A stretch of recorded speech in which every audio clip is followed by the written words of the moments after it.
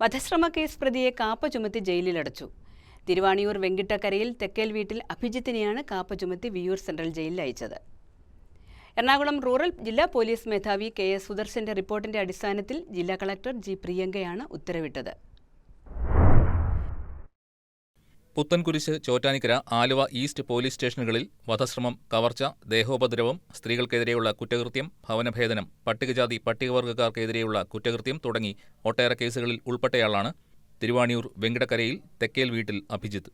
കഴിഞ്ഞ ഏപ്രിൽ 30-ന് തിരുവാണിയൂർ അമ്പലമ്പടി ഭാഗത്ത് റോഡിലൂടെ നടന്നു പോവുകയായിരുന്ന ഒരു യുവതിയെ ഇയാൾ സ്കൂട്ടറിൽ വന്ന് വട്ടം വെച്ച് തടഞ്ഞു നിർത്തി കൊന്നുകളയുമെന്ന് പറഞ്ഞ് ഭീഷണിപ്പെടുത്തിയും ദേഹോപദ്രവം ഏൽപ്പിച്ചും യുവതി ധരിച്ചിരുന്ന അരപ്പവൻ തൂക്കമുള്ള സ്വർണ്ണമാലയും 2 ഗ്രാം തൂക്കം വരുന്ന സ്വർണ്ണ ചെയിനും കവർച്ച ചെയ്തതിന് പുത്തൻകുരിശ് പോലീസ് രജിസ്റ്റർ ചെയ്ത കേസിൽ പ്രതിയായതിനെ തുടർന്നാണ് നടപടി. പുത്തൻകുരിശ് ഡിവൈഎസ്പി VA നിഷാദ് മോഹന്റെ നേതൃത്വത്തിൽ Puthenkurish police inspector M. Sahil, senior civil police ഓഫീസർമാരായ NA അനീഷ്, വിനു എബ്രഹാം, AK പ്രിയ എന്നിവരാണ് പ്രതിയെ അറസ്റ്റ് ചെയ്തത്. റൂറൽ ജില്ലയിൽ നിരന്തര കുറ്റവാളികളായ 20 പേരെയാണ് ഈ വർഷം ഇതുവരെ കാപ്പ ചുമത്തി ജയിലിലടച്ചിരിക്കുന്നത്. News desk KCV news.